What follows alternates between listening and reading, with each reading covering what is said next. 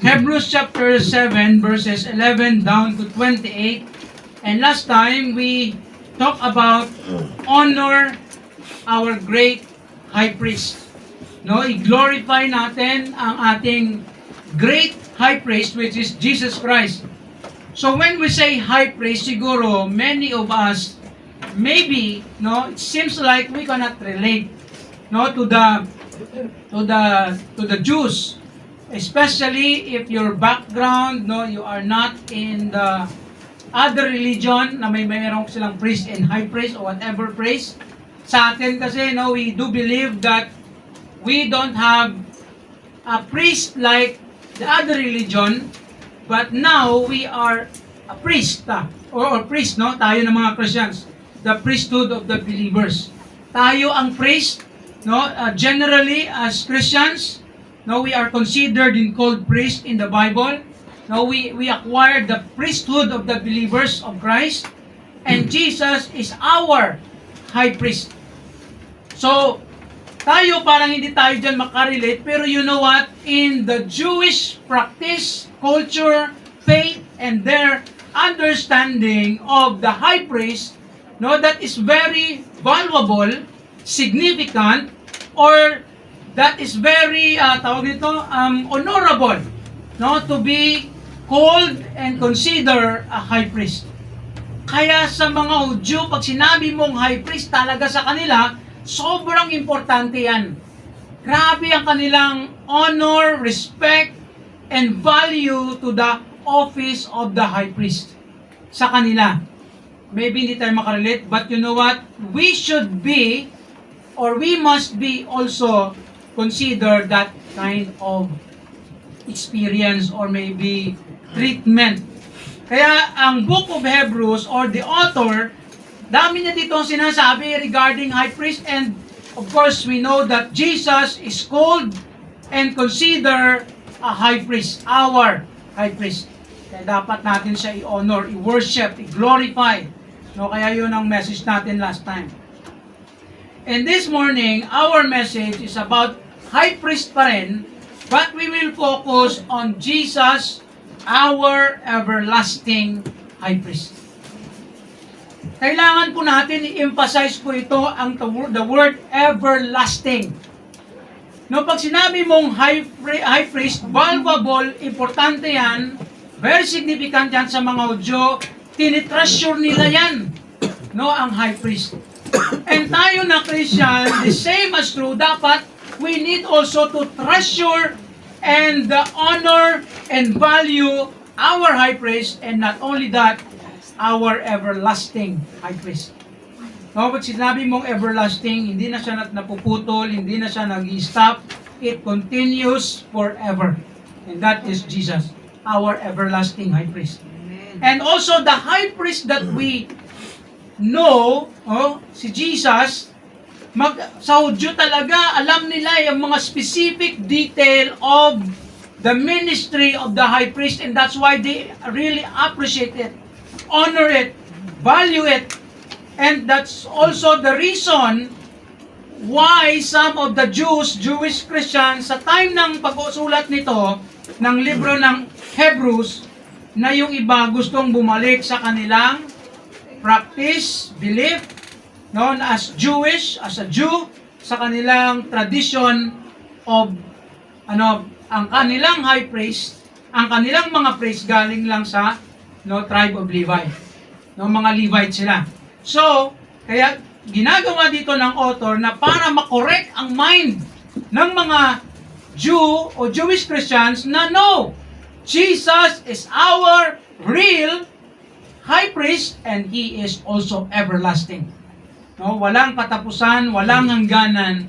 Ito ang office, ang work ni Jesus Christ is forever bilang high priest. Kaya po yan po dapat natin tandaan. So how can we prove that? Paano natin ma-prove yan? Okay, so number one, we can see there in our passage in the outline, number one, He is our permanent high priest. Permanent. Bakit permanent? Ibig sabihin, si Jesus Christ, hindi na po, siya na yon ang high priest natin.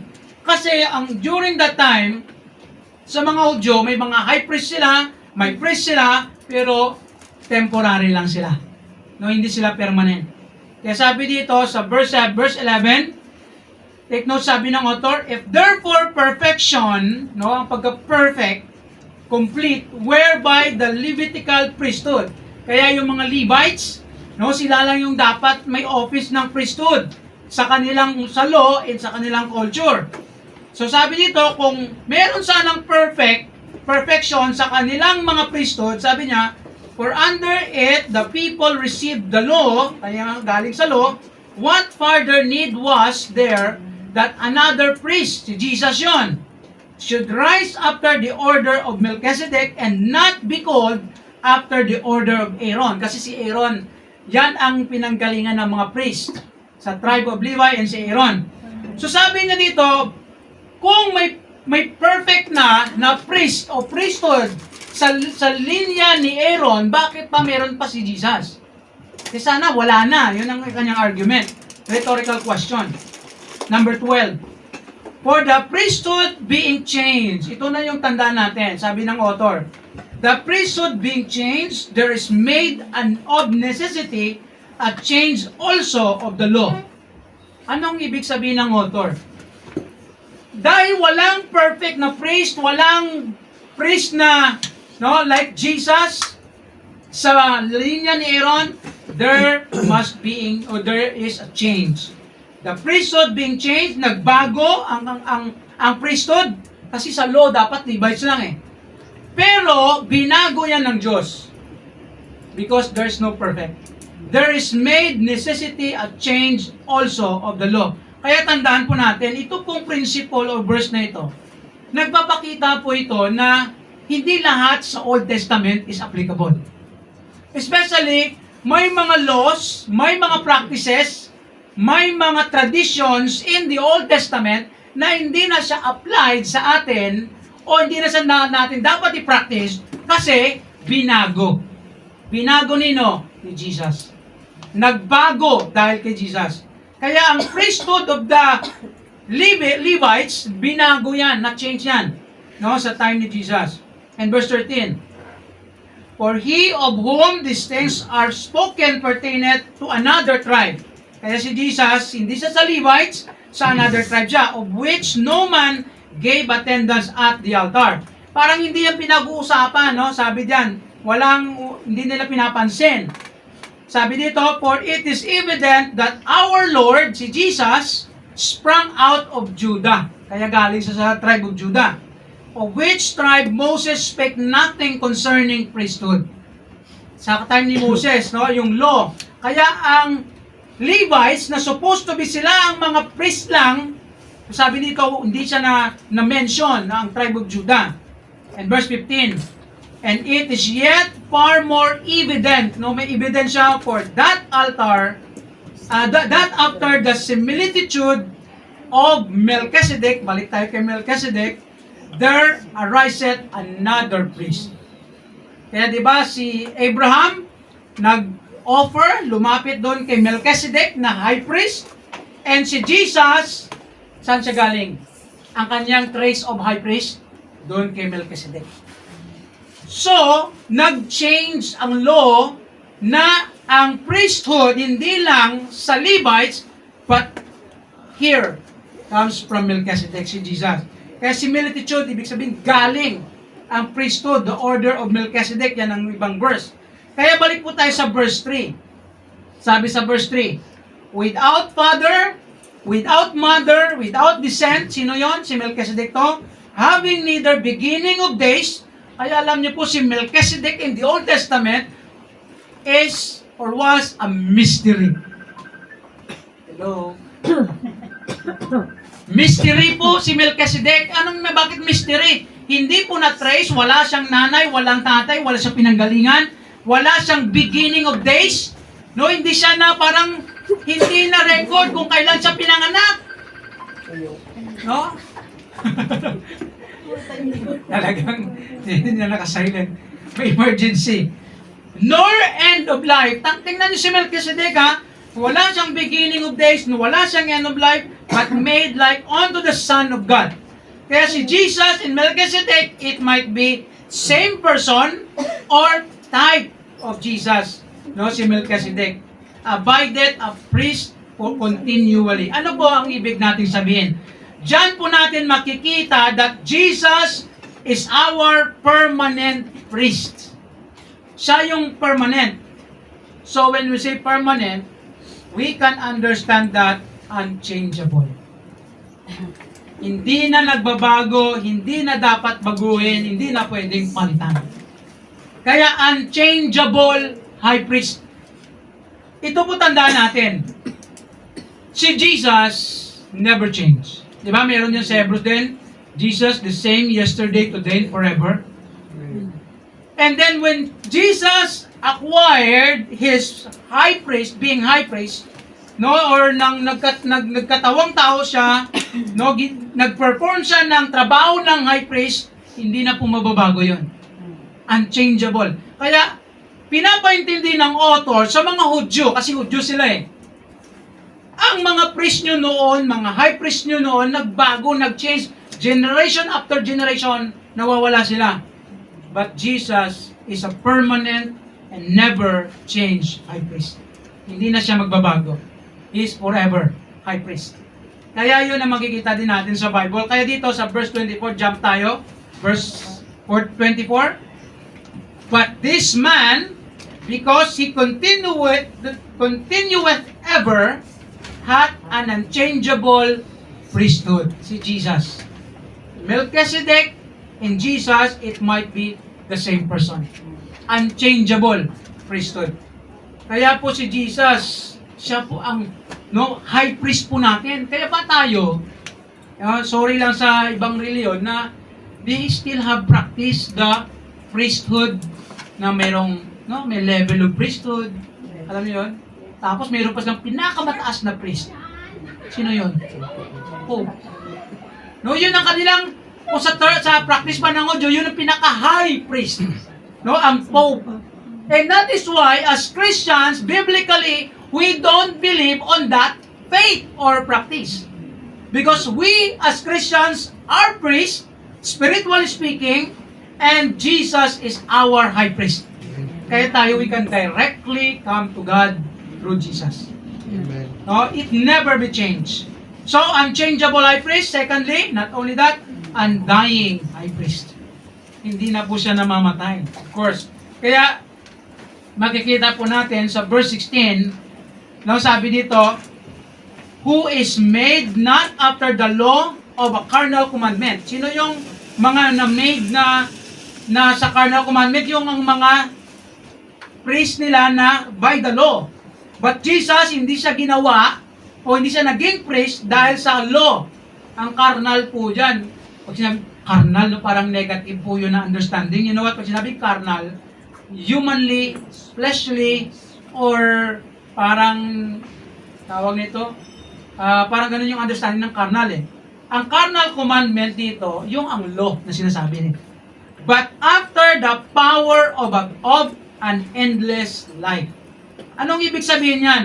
Si Jesus naging high priest, and naging high priest siya not through the law nila sa Old Testament, but by the power of an endless life.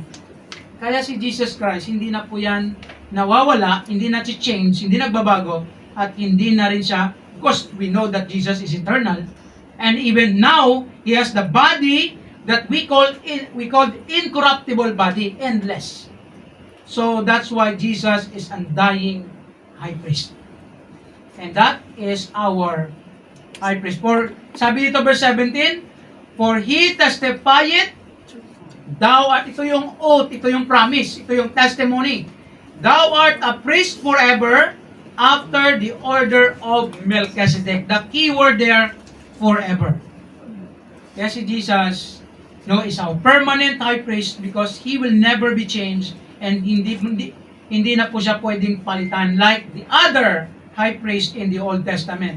And verse 18, for there's verily a disannulling, take note of this, of the commandment going before for the weakness and unprofitableness thereof. Ang siyang word na disannul, yung parang naputol, nahiwalay. Kaya, for there is verily a disannulling of the commandment. Kaya ang law from the Old Testament, merong doon na hindi na natin pwedeng gawin. Katulad, mag-offer ka ng mga hayop, hindi na natin ginagawa yun. Di ba? Bakit? Si Jesus na ang offering. Final, complete offering in the presence of God. And we will consider that later. Kaya, ito po yung tandaan natin. Huwag po tayo maging so legalist, ang word yan legalist, or dogmatic of some teachings from the Old Testament na di dapat ganito kasi meron mga Christians na parang legalistic. Parang legalistic nga talaga. Parang mamatay ka talaga na practice mo yung bagay na hindi naman fully na tinuturo, especially in the New Testament. Yan po ang maging careful po tayo dyan. Kaya po, marami kasi may mga Christians na legalist, dogmatic, whatever, na sobrang traditional, na talagang i-practice yung Old Testament. There are things. Hindi naman lahat, but there are things. So, here's the note. Jesus is unchangeable, irreplaceable, and incomparable high priest who is worthy to be honored and served by all Christians now and forever. Kaya tayo, we need not also to stop honoring, worshiping Jesus because He is our high priest. Dahil sa Kanya, we have connection to God. We can come to the Father, right there and then. Sabi dito, therefore, we as Christians should not stop worshiping and serving Christ as our high priest. Kaya po hindi po maganda sa isang Christian na parang binabaliwala na lang ang pag-worship, ang pag-serve sa Panginoon. It's not good. And that's why we need to continue.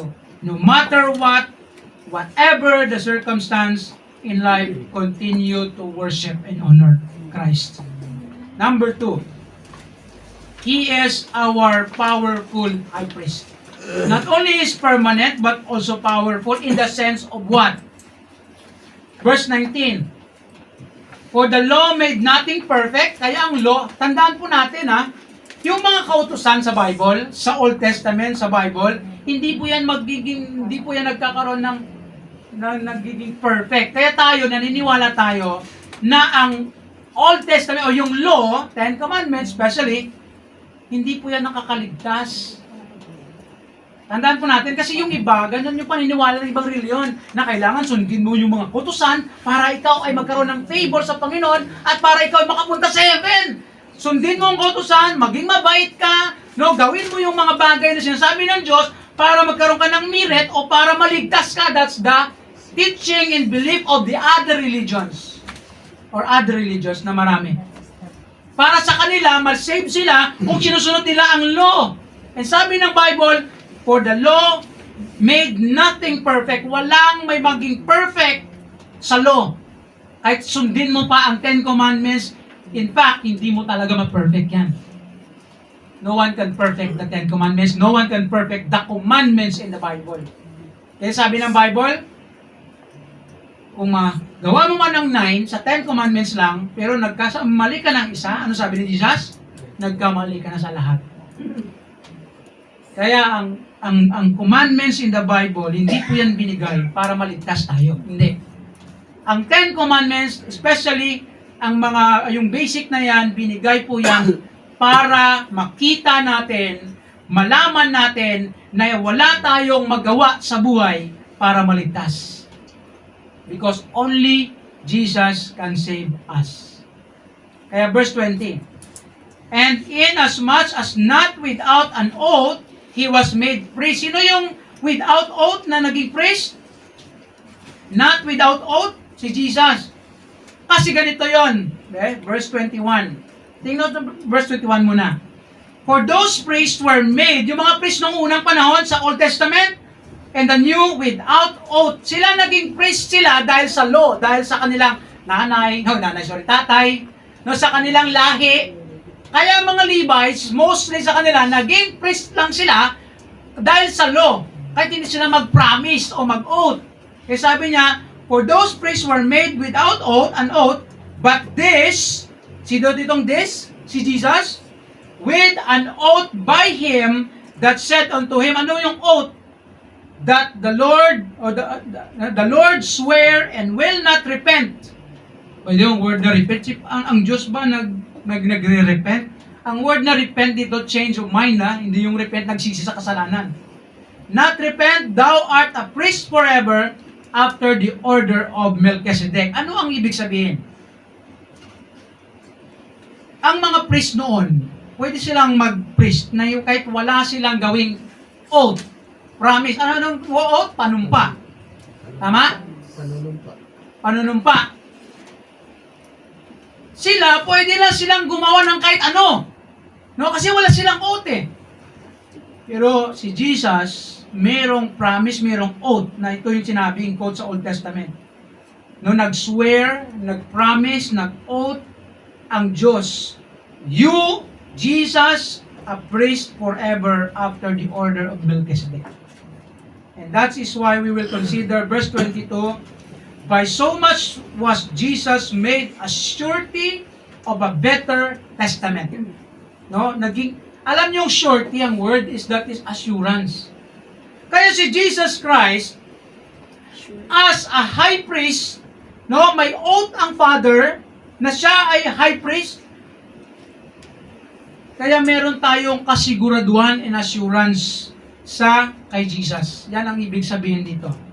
Better testament, verse 23. And they truly were many priests. Sila, naging priest sila. Because they were not suffered to continue by reason of death. Kaya pag namatay sila, wala na. But sabi nito, but this man, sino yon? Jesus, because He continued forever, He had unchangeable priesthood. Binasa natin to kanina. What God or the author wants us to understand, verse 25, wherefore, so He is able also to save them. That's what we call the power to save. Kaya alam nyo si Jesus Christ, makapangyarihan para magligtas. Do you believe on that? Kasi kung hindi ka naniwala, hindi ka ligtas. Kaya nga naligtas ka kasi naniwala ka. Because you believe on Jesus, you surrender your life, you repent of your sins, you accept the Lord Jesus, in that way, you are saved. Amen. And that's what the author wants them to understand and us, that Jesus, sabi niya, He is able also to save them. Sinong them? Tayo. Sila ang manampalataya, of course, to uttermost that come unto God by Him. Kaya ito yon. We believe and we stand that the only way to be saved, to be with God, is by faith in Jesus Christ. Tandaan po natin sa mga bago, especially kayo yung tinuturo natin, na ang kaligtasan natin wala sa ibang kaparaanan, kundi sa kay Jesus lang. Paano yon? Mananampalataya ka, tanggapin mo si Jesus. Kung hindi sa reliyon, hindi sa rituals o ceremonies, hindi sa ano pang klaseng mga utos, yung Ten Commandments, hindi sa kabutihan, hindi sa baptism, hindi sa pagpamiyembro sa church. Kasi yan ang ibang mga simbahan. Ang tinuturo, may mga simbahan na nagtuturo, dapat maging membro ka ng iglesia namin para ikaw ay maligtas. Mali po yun. Wrong teaching, wrong doctrine, false gospel. Kaya mag-ingat po tayo. No? Especially, tandaan po natin na ang kaligtasan po natin, it's not by our own self, by other way or religions or belief, but by Jesus Christ. Kaya sabi dito, to come unto God by sinong Him? Jesus. Seeing ever liveth to make intercession for them. We will consider that last phrase later. Number 1. Ano po makikita natin dyan? Jesus is powerful high priest to save us. Siya po ang nagligtas sa atin. Ang tanong sa atin dito ngayon, ligtas na ba tayo? Amen. Do we really have this assurance that we are saved? Amen. Na makasabi ka ako, pag namatay ako mamaya, diretso ako sa heaven. Amen. Baka, paano pag namatay ako mamaya? Saan ako pupunta? Ay, delikado yan. Baka hindi ka totoo pananampalataya. Kasi if you truly believe and accept Jesus Christ, you can say in yourself, in your heart, that you're saved. Why? Because the Holy Spirit of God, of Jesus, will talk to your Holy Spirit, o to your Holy Spirit, to your spirit, sabi dyan ng Romans, i-testify niya, ikaw po kang saved. Kasi tinanggap po si Jesus, andyan ako. Ang Holy Spirit yan, nag-testify sa heart natin. Ikaw at ikaw lang ang makasasabi. Kami, pwede lang kami sa, ligtas siguro yan kasi nagtanggap at nagbago. No? Pero totally, only you and God knows. We can say, maybe, but we cannot say 100% in behalf of you. No, hindi po tayo makapagsabi dyan. Only you can testify it. And also makikita yan sa buhay natin. And then, kaya dito, sabi sa John 14:6, ito lagi natin kino-quote na sinasabi ni Jesus. Ano sabi niya? I am the way, the truth, and the life. No one can come to the Father but by me. Ito po nang medyo na miss out ng ibang mga reliyon. Ang ibang reliyon na miss out nila, na akala nila, kaso meron namang reliyon na kami kasi ang totoong church ni Jesus, kaya kami ang ligtas lang. Hindi po ganun. The only way to heaven, to the Father, to be saved, is Jesus. No other else. No other way. Alam nyo, sa English na, yung article D, sa English na understanding, it speaks of the only, kaya may ibang translation, the only. No? Only isa lang. Si Jesus lang ang kaparaanan para maligtas. Ligtas na po ba tayo? Amen. Praise the Lord. No, baka mag-rapture mamaya, baka may mamaiwan pa ha. Okay? So sabi sa John 3:16, lagi dito nakukot pag nag-share ng gospel. For God so loved the world, minahal tayo ng Diyos. Kaya ano sabi niya? That He gave His only begotten Son, Jesus Christ. That whosoever believeth in Him, manampalataya ka sa Kanya, should not perish, hindi ka na paparusahan, but have everlasting life. Jesus is our everlasting life and He is our everlasting priest. Kaya tayo may kaligtasan, meron tayong assurance. Alam niyo ang totoong religion na may kaligtasan, tayo lang. Tayo lang. Hindi tayo nasasabi na busy lang ha, mali yun ha. Ibig sabihin, tayo na mga Christian in general who believe that only Jesus, by faith in Him, tayo ay maligtas. Kasi alam niyo po, meron ding mga other professing na Christian religion na ang kanilang belief and practice, maliligtas ka fully, dapat magpamembro ka, merong ganyang reliyon, dapat magpabaptize ka muna para totally malinis ka, na maligtas ka. That is not, I think, for us, we don't believe on that. Kaya tayo, nagbabaptize tayo para hindi ka maligtas. Nagbinabaptize ka dahil ikaw ay ligtas, patapos na past tense, dahil ikaw ay ligtas na. Naintindihan po natin? Amen. Kasi minsan may mga wrong concept pa dyan kailangan ko iba na, para matotally ako naligtas, hindi po ganun yung turo ng Bible. Only by Jesus lang, by faith in Him. And then, secondly there, not only to save us, powerful also to serve us. Ang tanong, Pastor, nagsiserve ba si Jesus sa atin? Ha? Ano sabi ng Bible? Verse 25, balik tayo doon kanina. Yung last phrase dyan. Seeing He, Jesus, ever liveth, nabubuhay siya. Si Jesus ngayon, to make intercession for them. Anong them? Tayo.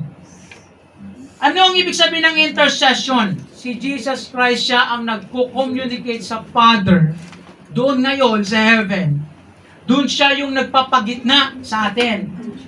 Yan ang ibig sabihin ng intercession. Nagpapagitna. Kaya si Jesus Christ nagsiserve pa rin sa atin habang nandito tayo sa harap ng kanyang Ama. Anong trabaho ni Jesus Christ? Tingnan natin sa Romans 8:34. Who is he that condemneth? Sino nagko-condemn? It is Christ that died, yea rather that is risen again, who is even at the right hand of God.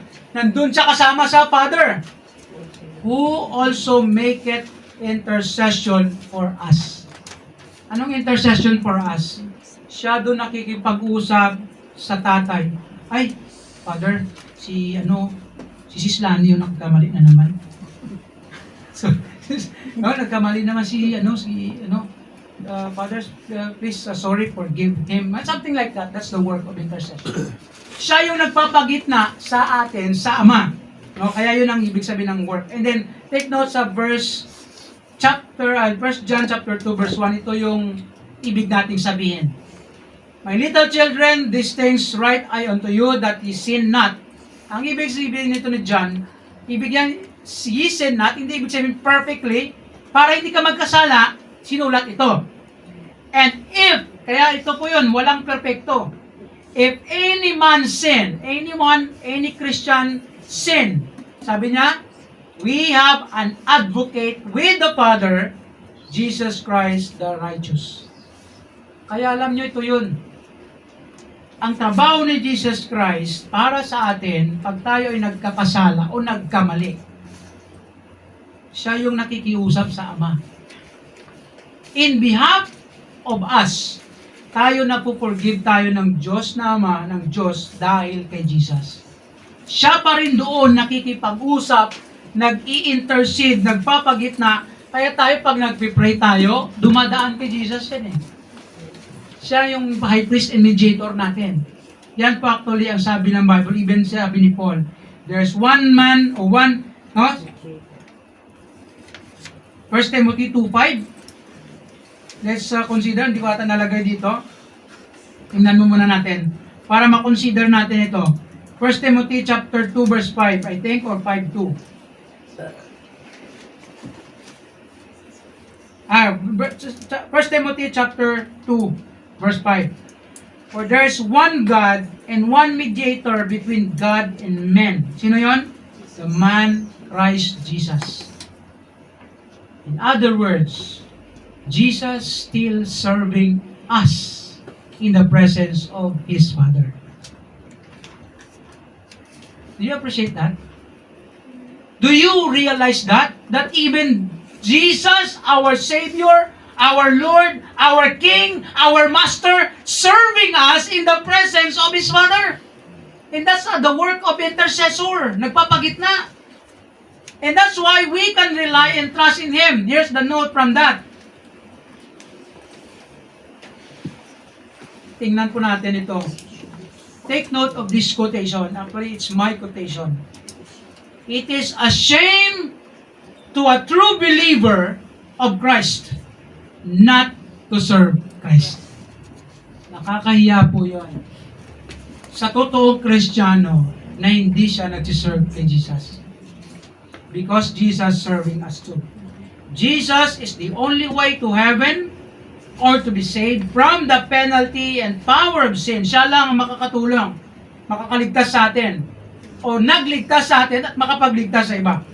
Therefore, we must share Him to others who are not yet saved, and we must serve Him, for He is serving us too.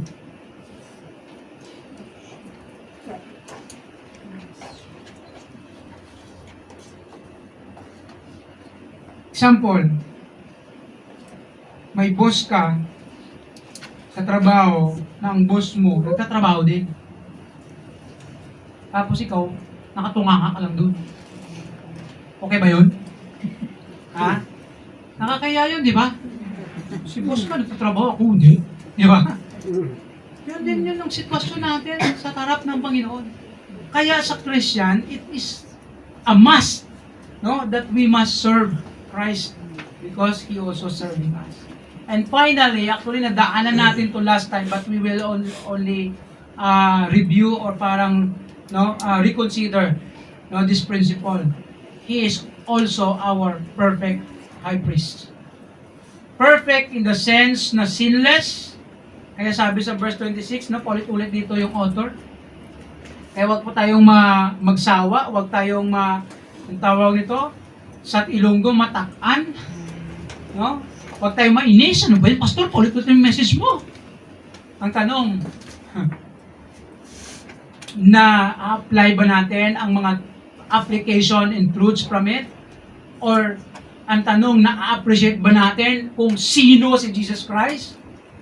Kaya ito yung goal talaga ng author para mas ma-value natin, ma-appreciate natin, maging more tayo na maging more faithful tayo sa harap ng Panginoon. Kaya verse 26 sabi ito, for such an high priest became us, who is holy, si Jesus to, harmless, undefiled, hindi siya pwedeng marumihan, undefiled, walang kasalanan, hindi nakakagawa ng kasalanan, separate from sinners, kasi siya is holy and perfect, and made higher than the heavens. Jesus is our perfect high priest, perfect spiritually. Wala po siyang kasalanan, hindi siya nakagawa ng kasalanan. He is reliable in all things, perfect.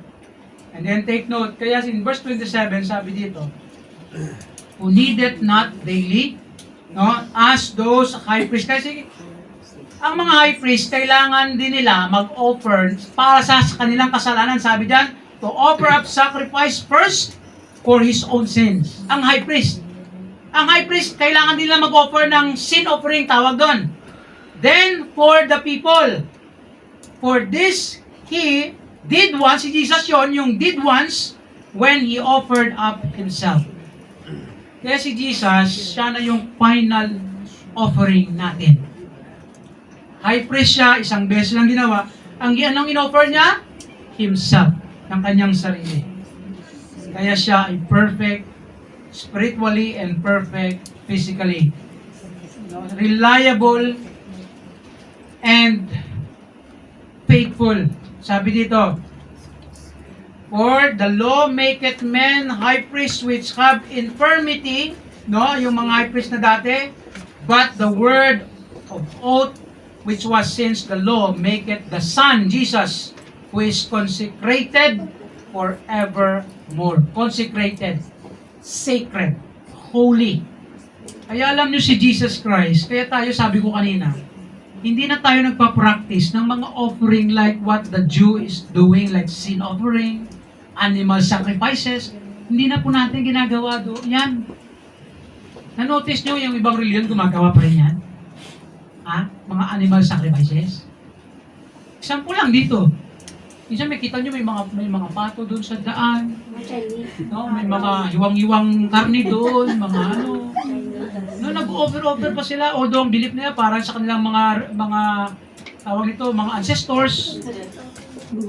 And other religions, other not Christian religions na they have this still sacrificial offering, yung mga katribo-tribo sa Pilipinas, meron ganyan, di ba, sa inyo, sa mga Igorot, ano ba yun? Ay, Igorot, hindi, ano ba yun? May mga tribo na ganun pa rin ginagawa, nag-o-offer ng mga animal sacrifices. Kung may duwende dyan, mag-offer ka doon sa punso. Ganyan offering. Mga albularyo, magsabi na si albularyo, sundin mo naman. Wait doon. Hindi na po yan. Wala na po. Tapos na yung mga animal sacrifices because in the body of Jesus, in the life of Jesus, complete na lahat. He is the fulfillment of the law. Siya yung fulfill lahat. Kaya tayo, we believe na wala kang gagawin para maligtas kundi tanggapin mo lang si Jesus. Tama? Hindi po yung, dapat maging mabait ako, ganyan-ganyan para ako maligtas. Hindi ganon. Tapos magsisimba ako para mabawasan kasalanan ko. Hindi, nagdagdag pa. Kasi mali yung pag-iisip mo, mali yung pag-intindi mo. Kung nagsisimba ka, kasi yung ibang reliyon gano'n, ibang yung tao gano'n magsisimba ako para mabawas-bawasan kasalanan ko. Ay, dumami kasalanan mo. Kasi wala, tapos na ang mga, no, ang pagbayad ng kasalanan, hindi po tayo, si Jesus ang nagbayad ng kasalanan natin. Hindi po tayo makapagbayad dyan. Because Jesus is perfect, spiritually and bodily. He is the perfect offering, perfect sacrifice, is perfect to save us. Jesus' perfection, take note of this, gives us hope and confidence to live and approach God anytime, anywhere, anyway. Kahit sa anong paraan. Marami, we can come to the Lord anytime. No, yung ibang mga bilib magsiset pa ng oras, no, para lumapit ka sa Panginoon. No, kailangan gawin mo to, hindi ganoon. No, anywhere. You can go, you can come to God anywhere, kahit sa CR ka. O kahit saan ka mga lupalop ng mga area, kahit saan ka pwede kang lumapit sa Panginoon. In what way? You can pray, you can talk to God anytime, anywhere, and anyway. Therefore, let us live, love, and labor like Christ. Bakit anong mali? Lubar. Ay, lubar. Sorry, labor pala yan. No? I-correct nyo lang. No, that's typographical error. No, labor. If you truly understand and appreciate who Jesus is, you will be like Him. You will follow Him, be like Him. Hindi man tayo maging sinless and perfect now, like Him, na namuhay sa mundo, but we can be like Him gradually, and someday, pag siya'y dumating o kinuha tayo, perfectly, we will be sinless. But as of now, we will try to live sinless life. Ibig sabihin, no, nababawasan, o naiiwasan natin, no, na magkamali. Hindi man perfect, pero nagbabago, nag-i-improve ang buhay natin at nakikita majority sa buhay natin si Jesus. Na ang napipicture si Jesus, hindi yung mali natin. Kaya po yan po ang ating mga dapat gawin. And here's our reflection from this. Do we really appreciate the nature and character of Jesus, our high priest? Na-amaze ba kayo dyan? Nakikita o na-experience ba natin yan? Do we rely on His power and personality as our high priest? Do you depend on Jesus in everything in your life? Do we strive to live holy, lovely, and faithfully? No, serving Him? Pastor, paano yan? We need to strive. Alam niyo kung ano lang, kung sarili lang natin ang isipin natin, mahirapan tayo. Right? Kailangan natin mag-strive, ano ba yung Tagalog? Magsikap, no? Kailangan, kasi every day there's a battle, no, parang ayaw mo gawin to. Parang alam mo yun, may mga discouragement, disappointments, distractions in your life to serve God and to be faithful to God. That's why we need to overcome those. We need to strive. In order for us to be like Christ, we need to follow Him. The way He lived, the way He loved, and the way He served people. Serve Christ more. Let us pray.